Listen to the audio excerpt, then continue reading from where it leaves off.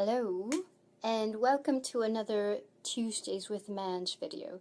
This would be the third one, and today's focus is martyrdom.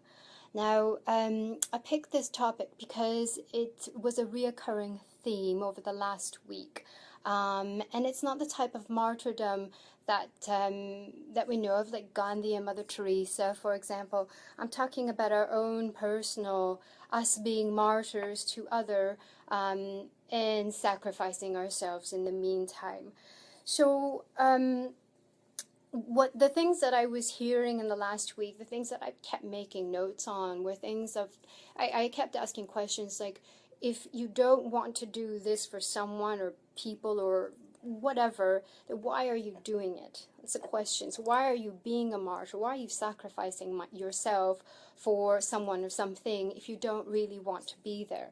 And the answers that I was getting were along the lines of, because it's a sense of obligation, because it's impolite, things like that. And my question, or my sort of response was, well, if you're being polite to someone else, but what's happening is that you're sacrificing yourself for it, then what good are you doing you? And why are we not being polite to ourselves, first and foremost? Because don't we all know what happens when we're doing things for others and it's not coming from a heart-centered place?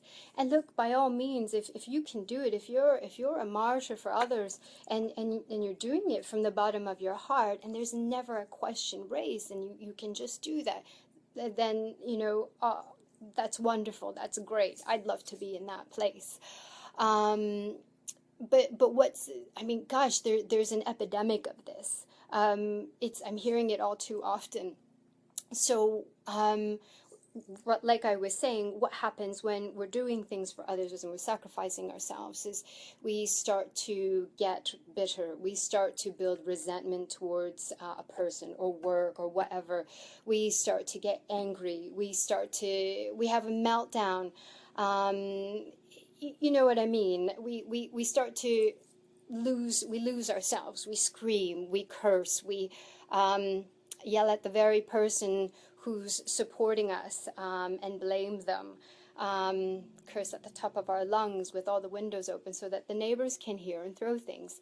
Yes, guilty as charged. In fact, Uri and I, my husband and I, we did go through that just a few months back, and God bless his soul, he sat there and listened to my rant, and in hindsight, seeing him in my mind sitting there going, you did this, kid, this is your creation. And it was such a huge lesson for me to be able to put myself first. And that's what he's always telling me, even in front of himself. So how did that happen? How have I started to foster that within me? Well, I mean, like anything, it takes practice, and practice is what I do. So it started with a conversation, with a dialogue with my inner martyr, which ended up being, it's an agreement that we have now, that I don't do anything for anyone that I don't wholeheartedly agree with. Now, that doesn't mean to say that I won't do things for other people. It's just that I go through a process of consciously allowing myself to be of service to somebody else, which is very different from who I was before, just kind of willy-nilly going along with it. And yeah, sure, I'll do that for you, and da-da-da. And then, eventually ending up in a sea of anger because my niceness, my love, my giving wasn't reciprocated, which ultimately spells out as expectations. So yeah, false martyr right here. Going from here, I would love to share a quote by Jesus, and then I'm going to offer you a little twist on it. And the quote goes, "Do unto others as you would have done unto yourself."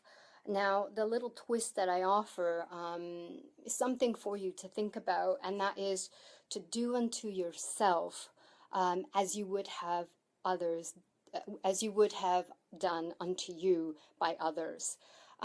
So if you want love from anyone, from everyone, from anywhere, be the love for yourself first. Like no one else knows how to love you.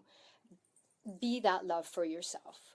If you're looking for support, be the support for yourself that no one knows how to be for you but you. If you're looking for praise or admiration, adoration, any of those things, you be those things for yourself. Because no one else knows how to do what we need better than we do.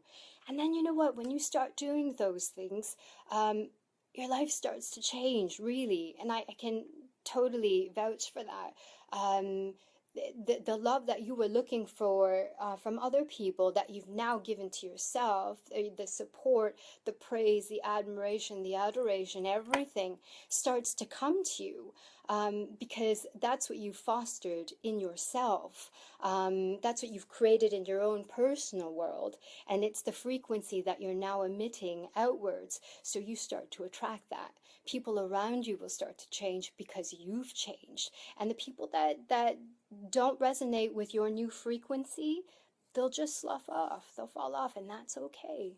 That's really okay. So listen, you do you. Be the love for yourself that you're looking for from others. Be everything for you, and watch your world change. God bless you. Lots of love to you all, and thank you for tuning in. See you next week. Bye.